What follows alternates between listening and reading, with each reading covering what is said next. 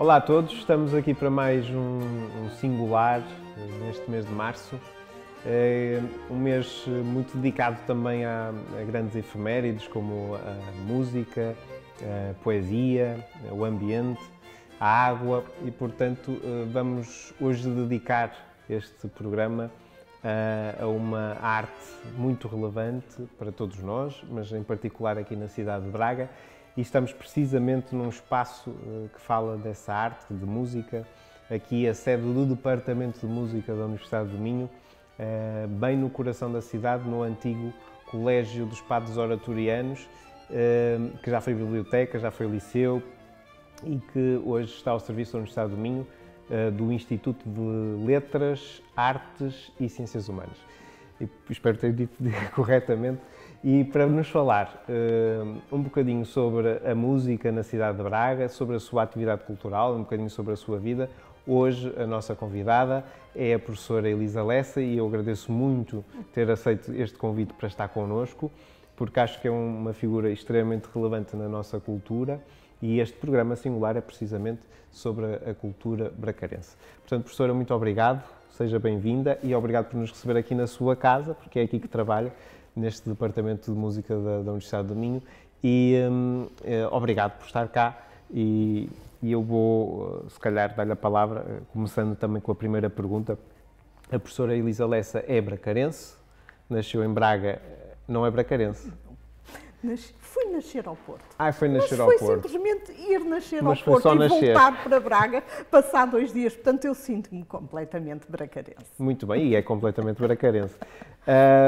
Nasceu em Braga, nasceu no Porto em 1958, Exato. mas começou a sua formação musical aqui em Braga e, portanto, essa sua paixão pela música é aqui em Braga que a desenvolve ainda criança e depois, por cá permanece, para o bem de todos nós, o seu percurso.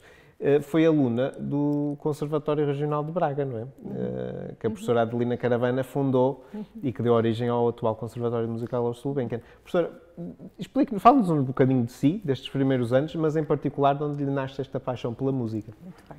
Então, o prazer é todo meu em estar aqui. Eu tenho que felicitar, sem dúvida, a televisão do Diário do Minho, ou Diário do Minho TV, e também este programa que o Dr. Rui tem conduzido e que eu tenho assistido com muita curiosidade e muito gosto. Portanto, eu é que tenho a agradecer esta oportunidade. De facto, a minha paixão pela música começa muito cedo. A minha mãe estudou piano e eu tive 2 irmãos mais velhos, mas ela esperou pela menina, para pôr a menina a aprender piano, enfim, na velha tradição, e fui para o conservatório com 4 anos.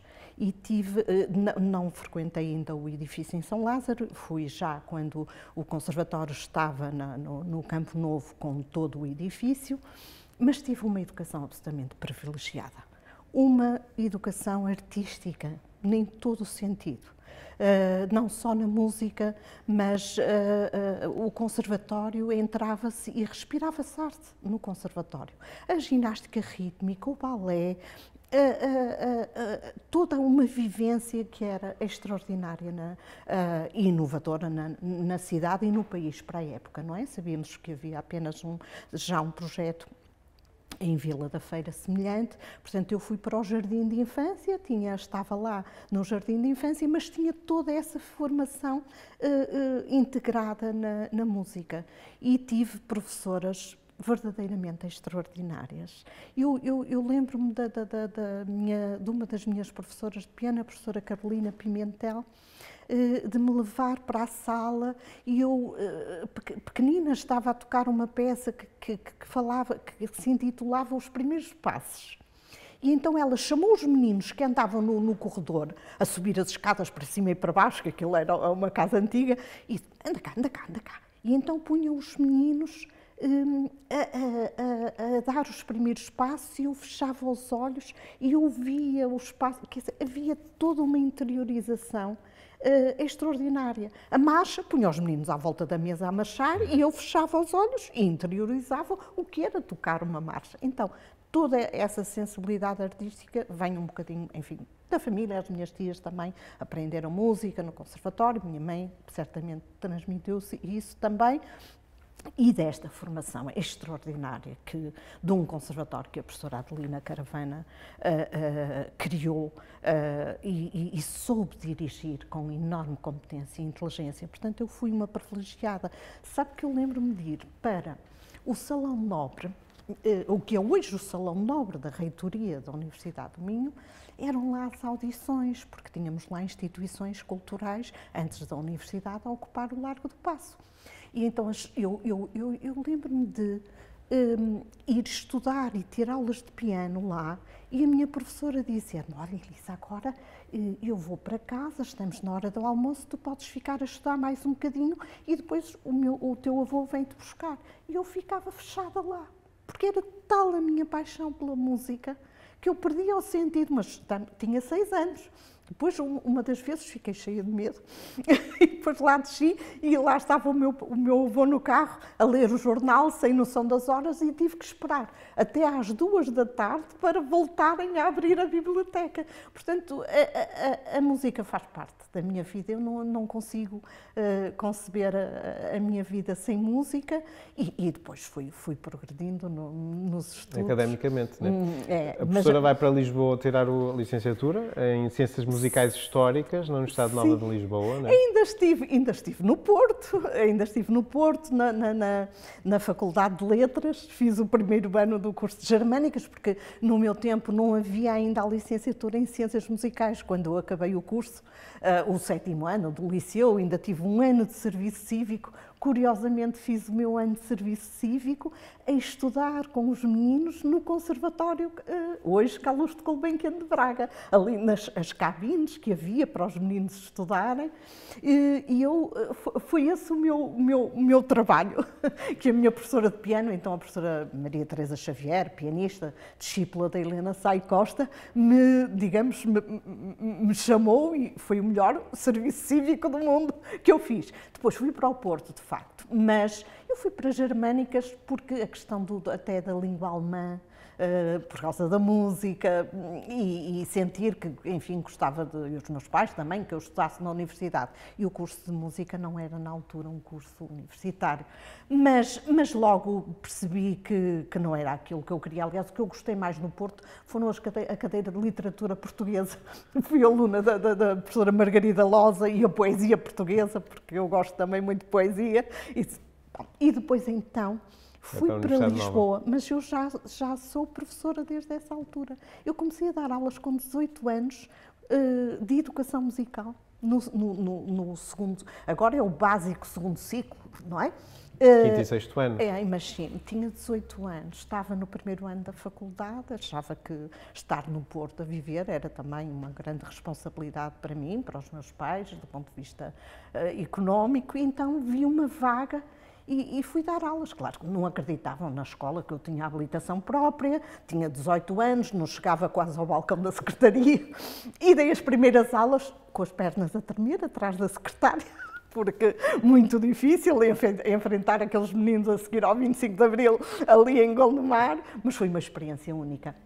Então fui para Lisboa fazer o estágio pedagógico. Fiz o estágio em educação musical numa escola no centro, em Alvalade, de educação musical. E aí o Conservatório Superior, porque eu tinha completado aqui o exame de piano, mas eu e outra colega minha fomos as duas para Lisboa, para o Conservatório Superior estudar o piano, que na altura, enfim, eram apenas alunos selecionados que iam, e portanto tive ali ainda vivi 10 anos em Lisboa, professora de educação musical. O piano depois interrompe quando surge o curso de licenciatura em Ciências Musicais. Eu disse: é isto que eu quero, é musicologia, é isto que eu gosto. A minha professora de piano ficou muito zangada, porque queria que eu seguisse a carreira de pianista. A professora Teresa Vieira era uma pianista excepcional, que morreu muito nova, e zangou-se mesmo e disse: ou é para continuar, ou então... Eu disse: não é isto. E não me arrependo. Muito bem, termina a licenciatura em Ciências Musicais Históricas. Sim. E depois, uns anos mais tarde, poucos anos depois, portanto termina em 87 a licenciatura, e faz o mestrado na Universidade de Coimbra, Já na estou mesma aqui, área, não é? já estava em Braga. Portanto, eu no ano em que termino a licenciatura, em julho, em setembro, abre aqui uma vaga, um concurso na universidade para um professor de música, precisamente no então No CIFOP. IEC, né? CIFOP ainda. CIFOP. Aqui Centro neste de- edifício já. Neste edifício. E eu começo a trabalhar aqui, a formar educadores de infância e professores do ensino básico.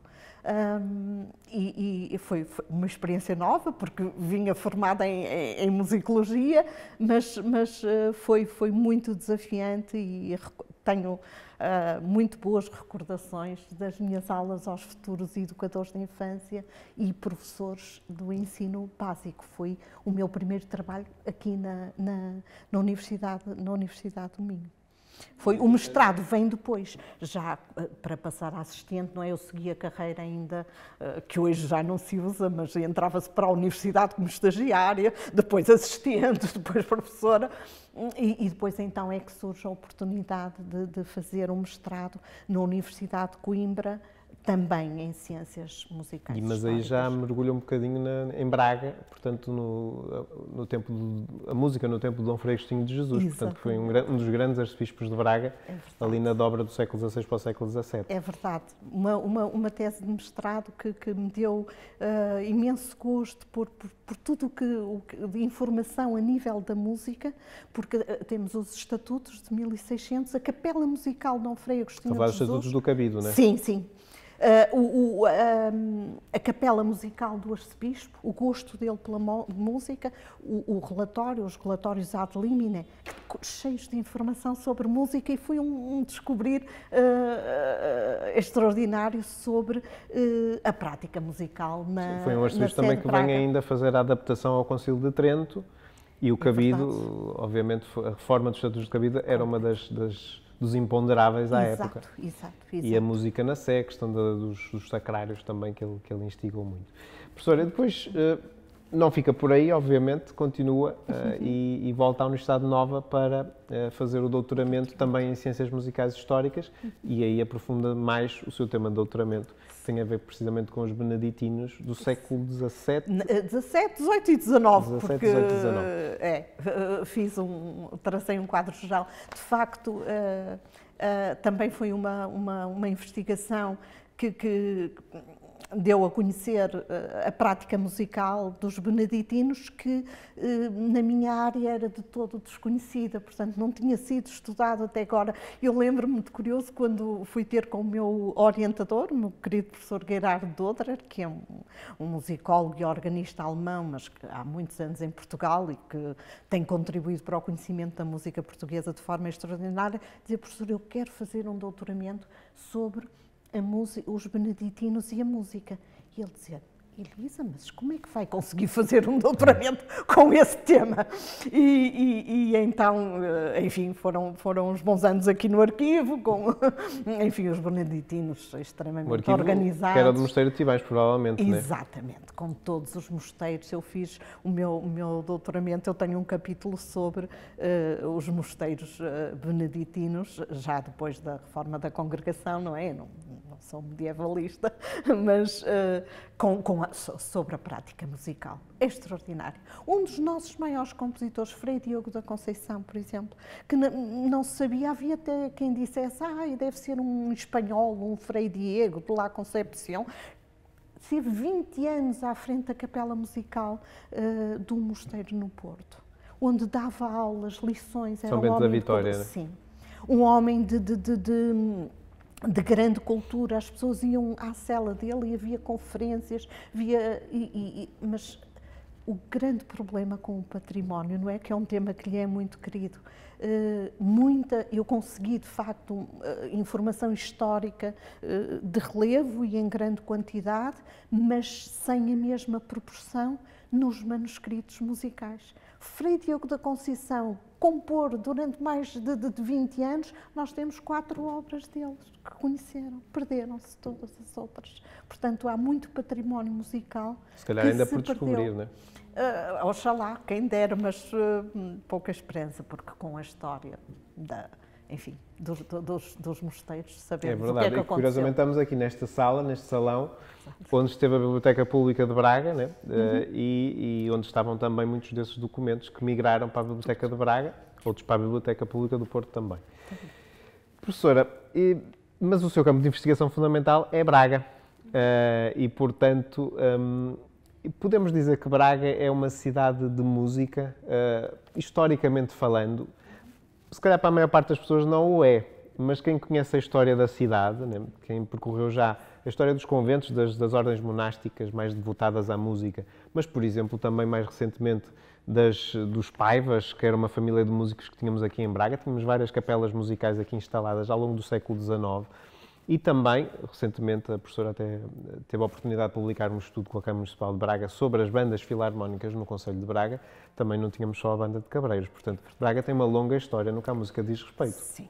Não, Braga é referência, a cultura vai muito atrás, sobretudo no campo da música sacra, e nomeadamente a Catedral de Braga, que, portanto, a prática musical na Catedral é de uma extraordinária riqueza. Nós sabemos bem, Évora também, com a Escola de Música Sacra de Évora, mas Braga teve também uma enorme riqueza ao nível da prática musical. E nós temos grandes historiadores, colegas meus, por exemplo, Manuel Pedro Ferreira, João Pedro Alvarenga, o Diogo Alta Veiga, que também agora é aqui professor no departamento, que tem estudado a música mais do passado, não é?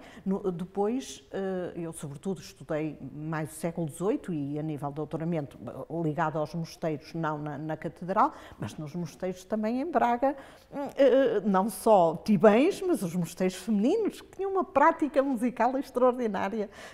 Eu tenho trabalhado muito também,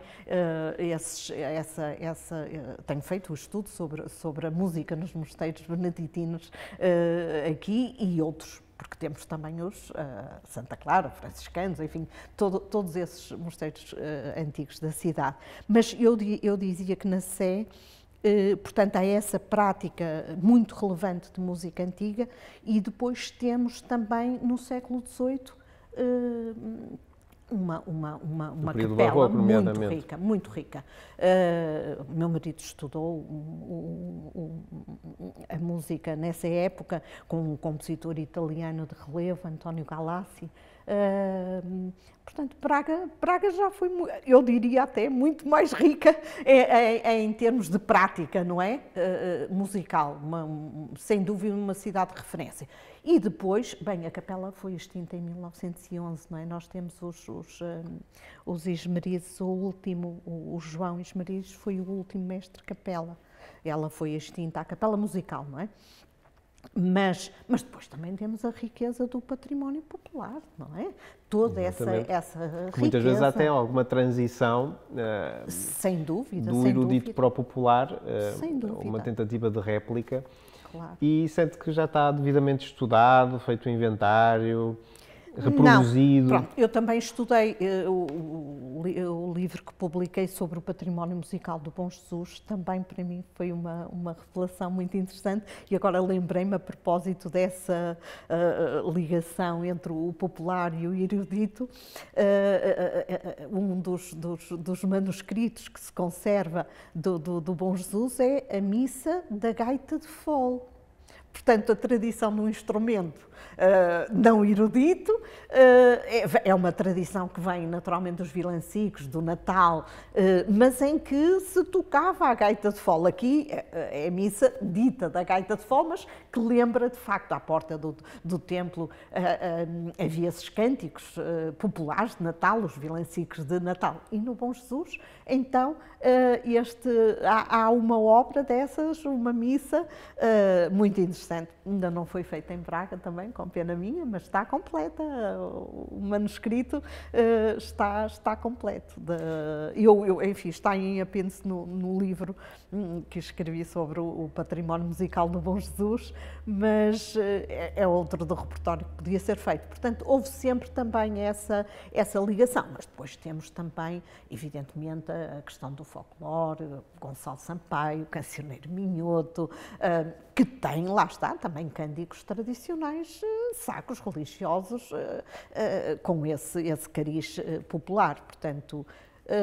E depois temos aqui uma ligação íntima da cidade também, por exemplo, aos órgãos, os órgãos ibéricos das igrejas, que temos um repositório enorme, há quem diga que é o maior da Península Ibérica, não sabemos se é ou não, mas que de facto temos um conjunto de órgãos, alguns já recuperados e até um festival que recentemente foi sendo feito, mas também uma tradição na produção de instrumentos dos cordofones. Portanto, Braga tem uma ligação muito mais íntima do que aquilo que à primeira vista pode parecer. Relativamente aos órgãos, eu lembro-me quando, muito Aliás, jovem... temos aqui um órgão atrás de nós. É verdade. Quando eu fui professora aqui no Conservatório também, Carlos Gulbenkian. Ainda estava no último ano da licenciatura e vinha a Braga todas as semanas dar aulas e voltava para Lisboa para assistir às aulas. E fui professora de formação musical, de História da Música, e nessa altura fiz uma primeira exposição na Casa dos Crivos com o Dr. Ernesto Português, que trabalhava na educação de adultos, e foi uma exposição sobre os órgãos de tubos de Braga. Foi também nessa altura um primeiro levantamento dos órgãos da cidade e de facto é uma riqueza enorme. Eu acho que enfim, os órgãos que nós temos são limitados em termos de repertório, não é? Portanto, são órgãos de tubos, há quem conteste essa questão de designação de órgão ibérico, agora os recentes estudos de musicologia, mas são órgãos, sobretudo, pequenos, como este, não é? Que nós chamamos positivo. Eu fiz muita questão de ter aqui este órgão. Lembro-me que foi chegar ao professor Aguiar e Silva, que era, enfim, o vice-reitor para a cultura, e lhe pedi: professor, eu preciso de um piano de cauda, um órgão e um cravo. E de facto, enfim, foi uma época... Pelo menos o piano de cauda e o órgão estão cá. É verdade, o cravo está lá em cima. Mas, enfim, também eu gostava muito de ter aberto aqui a classe de órgão no curso de licenciatura em música.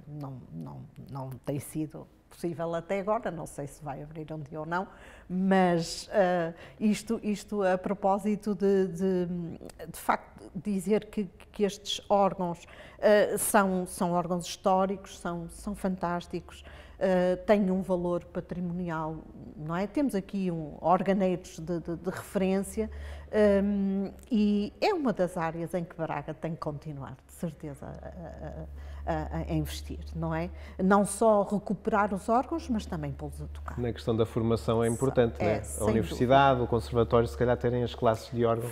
Para mim fazia isso. Numa cidade como Braga. Era um dos meus sonhos. Na altura, quando fundei a licenciatura, sempre tive esse em mente. Talvez já não é para mim, mas pode ser no futuro. Quem sabe não seja.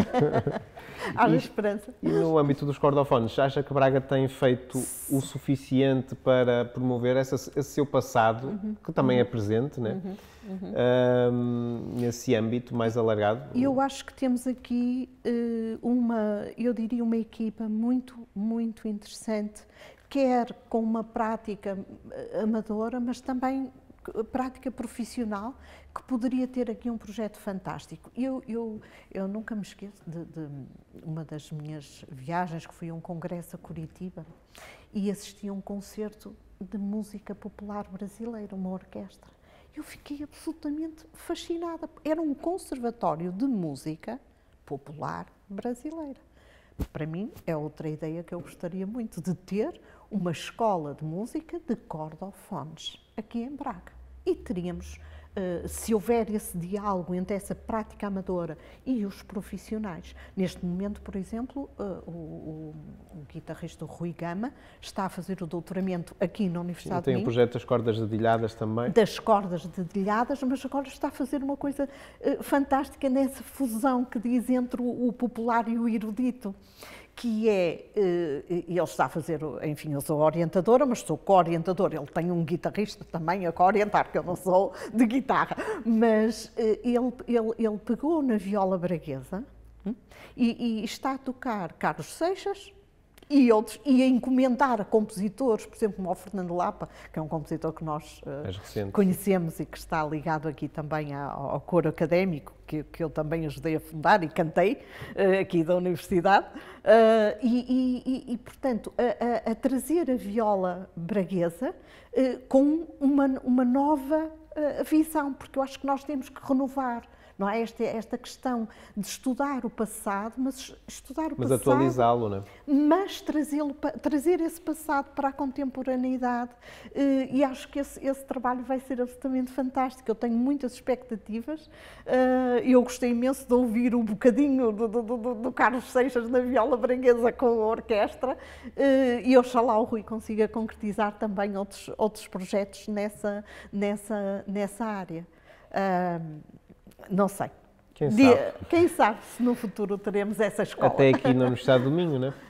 Pois, quem dera. Por falar na Universidade do Minho, a professora é uma das fundadoras, ou é a fundadora do curso de música aqui da Universidade, que já tem uma década, né, de existência. Sim, mais. Que balanço é que faz deste tempo, desta conquista para Braga? Porque, de facto, as artes, se calhar, não estavam destinadas a ficar em Braga, mas ainda bem que ficou, pelo menos a música, está por cá e está aqui neste belíssimo edifício aqui dos Congregados, aqui plantado no centro da cidade. É um gosto passar aqui na Avenida Central, ou aqui na Cangosta da Palha, e ouvir os instrumentos musicais. Há quem se queixa, os vizinhos queixam-se. Mas é agradável porque, de facto, dá vida à cidade e faz jus a este passado também que a cidade tem. Como foi este desafio de trazer para cá o curso? Foi difícil? Foi bastante difícil. Eu, fundadora no sentido em que preparei o dossiê, juntamente com o meu marido, Manuel Lopes Simões, em 15 dias. Portanto, a vontade da Universidade ter um curso de licenciatura em música está desde o início da fundação. E eu tive entre os maiores apoiantes, com muito orgulho, o professor Lúcio Craveiro da Silva. Dizia, minha senhora, eu quero que a Universidade tenha um curso de música. Mas foi complicado, não é? Foi complicado. Devo também fazer justiça ao professor João Formosinho, que teve essa visão ao mandar-me a mim e ao meu marido fazermos um mestrado em musicologia. Ele podia nos ter dito, não, vocês vão fazer em educação. E eu até tinha um projeto na área da psicologia, da música, mas ele teve essa visão. Depois, curiosamente, não acabou o Instituto de Estudos da Criança e o curso acabou por ir para a Escola de Letras, Artes e Ciências Humanas, porque também na altura era o professor Acílio, era o vice-reitor, e ele fez muita força. Mas eu lembro-me de ter estado numa reunião que é mais de 2 horas ou 2 horas e meia com a equipa, com o senhor reitor, professor Guimarães Rodrigues, os vice-reitores todos, e estar ali a ser pressionada, mas foi de tal maneira que o professor Guimarães Rodrigues chegou ao fim e disse: pá, minha senhora, leva a proposta ao Senado. Acho que eles já não aguentavam mais ouvir-me. E foi uma luta, mas também foi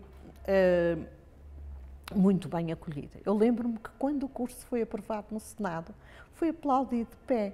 Eu tinha um júri de doutoramento em Lisboa, estive no Senado e depois fui imediatamente para Lisboa, até fui de avião para conseguir estar a horas, e foi um dia para mim de grande regozijo, porque sempre idealizei, que eu gostava muito de dar aulas aos educadores e aos professores do ensino básico, mas sempre tive esse sonho que não era meu, afinal de contas, era um desejo que estava contemplado na criação da Universidade do Minho e a vontade de todos. Não foi possível, é um curso muito caro.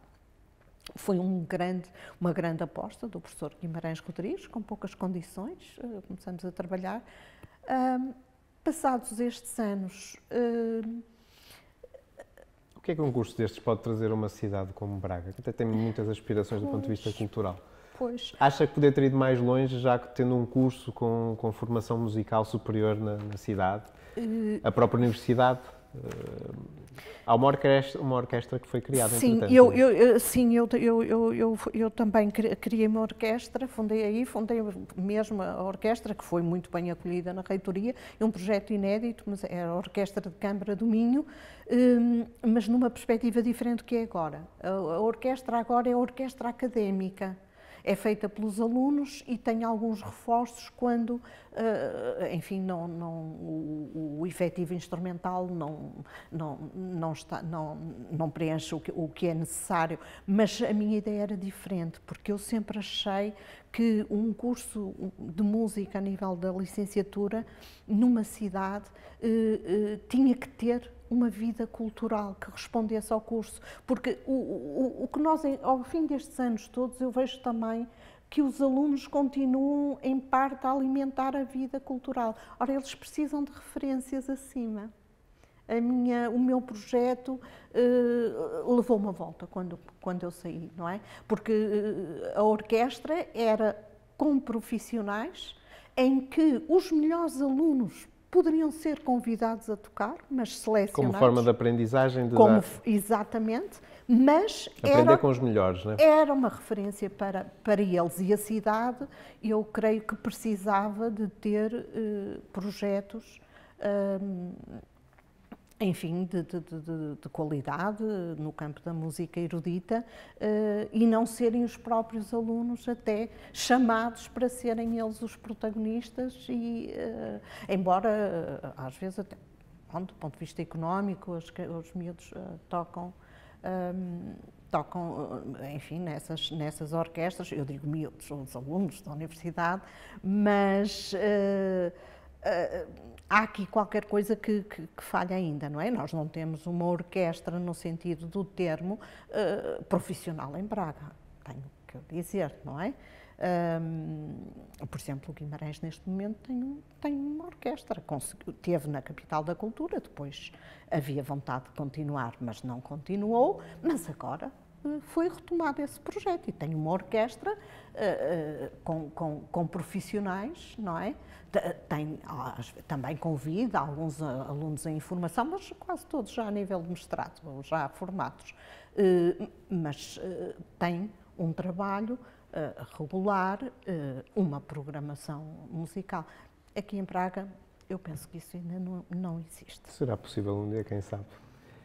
A professora está ligada também à criação da Companhia da Música, uma escola que, entretanto, se chama Conservatório, portanto, que reforça, de alguma forma, a pedagogia musical na cidade de Braga. Quer-nos falar um bocadinho da sua experiência nessa fundação, dessa Companhia da Música? Sim. Hoje Conservatório Bonfim, não é? Hoje designa-se Conservatório Bonfim. Exato. Bom, eu até estava à procura aqui, porque quando estava a pensar, enfim, nesta entrevista, estava a ler alguma coisa do cardeal Tolentino de Mendonça, e que dizia, enfim, às vezes as experiências na vida são um pouco dolorosas. E no caso da Companhia da Música, a mim custa-me um bocadinho falar. Foi um projeto que eu dediquei muitos anos da minha vida, de forma voluntária, precisamente porque quando venho para a universidade formar educadores de infância e professores do ensino básico, eu não tenho experiência e então criei um pequeno laboratório, porque já tinha os meus 2 filhos pequenos, então peguei nos meus filhos e nos coleguinhas dos meus filhos e comecei, de facto, na fundação, um projeto aos sábados, sábado todo o dia, e de repente tinha uma escola nas mãos, não é? Eu não fundei a escola, devo dizer que tive imenso apoio dos pais. Quando foi criada,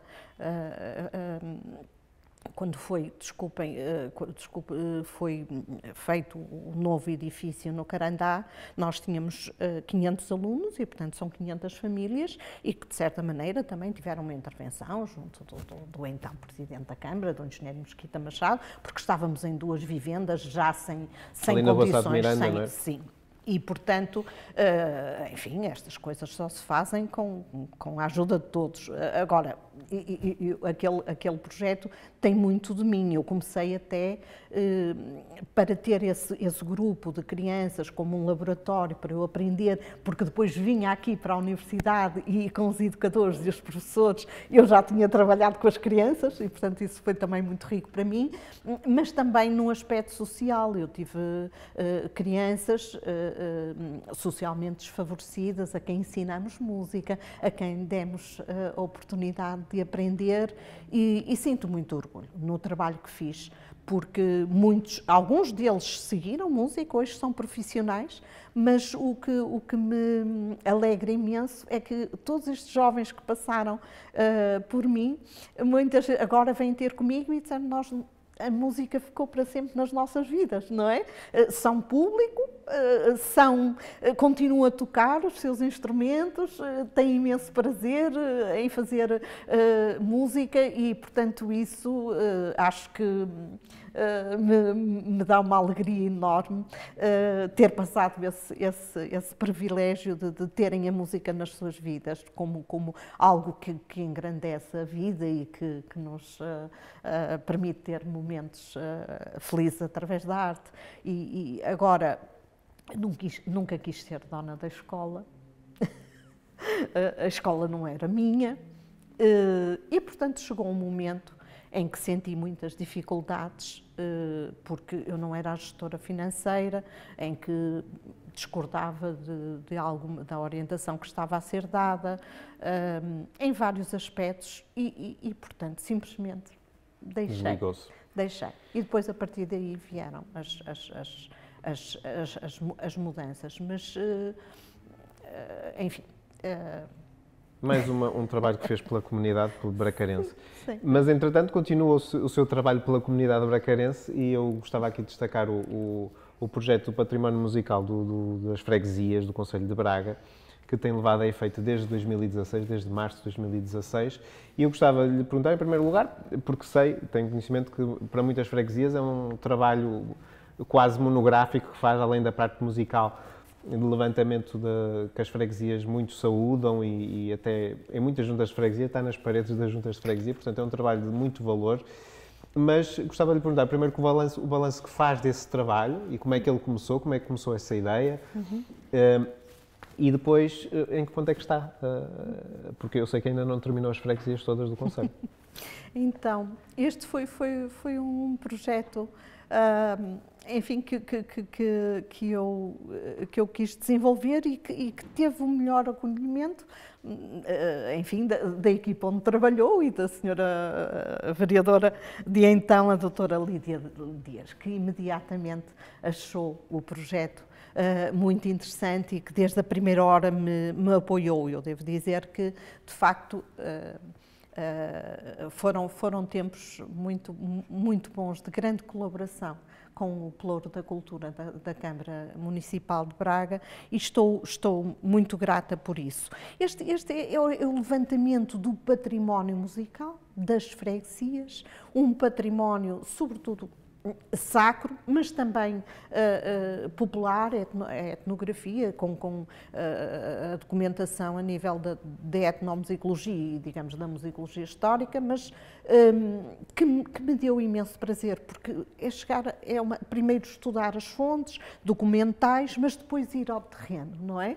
Eu acho e apresentar à comunidade. Exatamente. E depois e envolver a comunidade também, não é? É verdade, é concretizado numa exposição e num concerto em que, não um concerto, enfim, de música, um qualquer concerto, por muito bom que seja, mas que tem a ver com a cultura dessa comunidade, dessa freguesia, não é? Eu procurei sempre fazer essa ligação. E ir ao terreno é uma experiência incrível. Eu acho que eu não sou cineira, não é? Mas eu e a minha querida Ana Maria Amorim, ou antes o Henrique Almeida, que trabalharam comigo no design enfim, de todas estas exposições, nós subimos às Torres Sineiras todas, nós conhecemos lá do alto o Concelho de Braga, porque subimos à torre para tirar os dados, para fazer o estudo dos sinos, e tem sido muito interessante. E depois encontramos também documentação antiga fantástica. Tenho, acho que, por exemplo, penso no espólio musical do Baltar,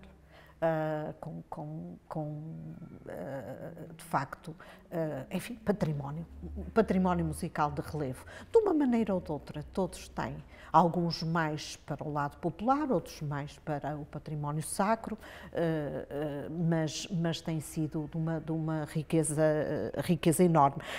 Das exposições que fiz, enfim, não vou, já foram muitas, não é? 30 e tal, acho eu. Não vou, mas imenso prazer a exposição que fiz sobre os presépios e empriscos, que foi uma exposição muito, para mim, que me deu imenso prazer e que o Presidente da República também viu. Naturalmente, da Misericórdia de Braga, que tem um património musical de relevo, com manuscritos musicais, com obras, com os livros corais antigos. Enfim, uma instituição com uma prática musical, a par da Sé, naturalmente, também muito rica. A exposição também do Bom Jesus, que depois até deu origem ao livro, mas também, por exemplo, estou a pensar em Cabreiros. Há pouco eu acabei por não responder à sua pergunta sobre as bandas, mas foi também um trabalho, e eu nas freguesias também, naturalmente, vou estudar as instituições que há, os grupos de música, e enfim, tudo isso, os antecedentes, as tunas que havia, enfim, todos os grupos musicais e o rancho folclórico, tudo isso. Mas relativamente às bandas, da banda de Cabreiros, é também impressionante o acervo musical que eles têm e que está por estudar. Muito difícil inventariar, quer dizer, precisava de alguém ali a trabalhar durante... Este é um bom desafio para o curso de música, se calhar aproveitar Eu tenho posto os meus alunos a trabalhar, por exemplo, em Guisante eles fomos trabalhar um organeiro que vivia lá e que tinha uma oficina de órgãos. Eu procuro transmitir aos meus alunos esse gosto pelo património bracarense, mas sobre as bandas, foi um trabalho também que me impressionou. Estudar o percurso da banda, por exemplo, dos Órfãos de São Caetano, da Oficina de São José. Os Órfãos de São Caetano, histórias incríveis de como aqueles miúdos, eles tinham uma farda branquinha, à semelhança da banda de Lisboa, mas tocavam tanto que, claro, eram crianças e sujavam a farda. E como não tinham tempo para se lavar, porque tinham que tocar com giz, punham por cima com giz para disfarçar e para ela ficar branquinha. Há histórias incríveis. Eles iam às festas, às celebrações religiosas e populares e, portanto, atuavam ainda no contexto litúrgico dentro da igreja, que antes era possível, depois é que acabou, mas também cá fora, depois no arraial popular. Portanto, tinha essa dupla missão. Exatamente. Por exemplo, na Oficina de São José, o trabalho dos concertos, portanto, os concertos que eles realizavam, sustentou durante muito tempo o projeto. Era a banda que dava, porque havia os concertos aqui na Avenida, às quintas e aos domingos, no Coreto da Avenida, e era sobretudo, enfim, Infantaria 8, que era a banda mais importante da cidade, digamos, é a banda militar. Muito boa, excelente, pelo que eu pude estudar, e a banda dos Órfãos de São Caetano e a Oficina de São José também tocavam aqui. Era muito curioso a atividade musical nessa altura, havia uma espécie daquilo que chamamos as músicas pedidas no rádio, não é? Escrevem para quero ouvir esta... E aqui também, escreviam, domingo queremos ouvir a abertura da ópera do Carlos Gomes, é incrível, era muito, muito curioso. Professor, esse projeto do património musical vai continuar? Vai conseguir terminá-lo? É assim, é um projeto que já tem vários anos, mas repare, com a união das freguesias é extremamente difícil, porque Braga é um concelho enorme, e portanto, nestes anos eu não consegui terminar também por causa do Covid, não é? Os dois últimos anos. Confesso que estou um bocadinho desanimada. Enfim, não sei ainda neste momento, não temos ainda, já tivemos uma reunião com o assessor do Dr. Ricardo Rio, mas não temos nenhuma resposta, mas está em stand-by. Acho que há uma previsão de eu fazer 2 ou 3 exposições apenas. Eu gostava muito na cidade de fazer sobre o património religioso, a música sacra, em São Vicente, porque estou a estudar num projeto internacional a música nas confrarias, aí mais para trás, tenho estudado, porque é até ao século XVII e, portanto, enfim, seria muito mais fácil para mim fazer no século XVIII e XIX, mas queria muito fazer essa exposição em São Vicente, porque acho que há ainda muita cultura que nós não conhecemos nesta área, e depois mais 2 fora do circuito urbano.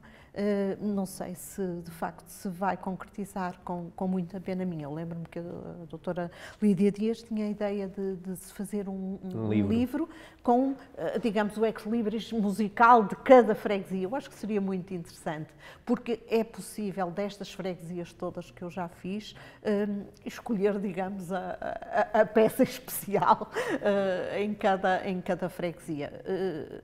Vamos ver como está. Professora, nós estamos a acabar o nosso tempo, mas eu não queria deixar de lhe fazer uma outra pergunta, até porque é uma pessoa da cultura, um agente cultural da nossa cidade, sobre esta possibilidade de Braga ser capital europeia da cultura. E a pergunta que eu lhe deixava era, em primeiro lugar, se acredita nas potencialidades de Braga poder ser galardoada com esse título em 2027, e depois que participação é que acha que teve ou que tiveram os agentes culturais neste processo, os bracarenses e os agentes culturais? Se acha que tiveram o devido envolvimento para que a candidatura também fosse, de facto, bem-sucedida a nível interno? Porque as candidaturas podem ser bem-sucedidas de várias maneiras. Sim.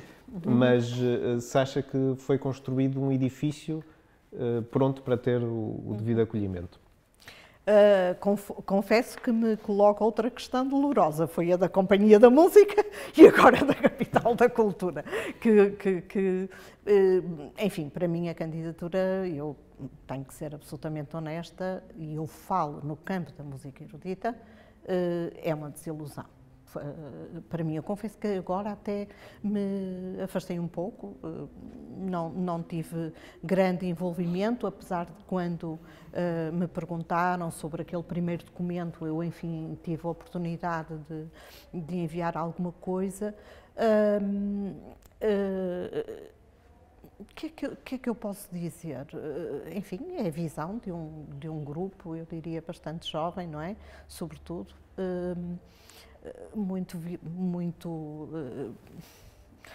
Mais virado para o que é hoje, enfim, eu acho, mais cultura de massas, mais os media artes, mais, enfim, o êxito, o espetáculo, mas no campo da música erudita, eu penso que não está contemplada de acordo com, lá está, a tradição cultural da cidade de Braga.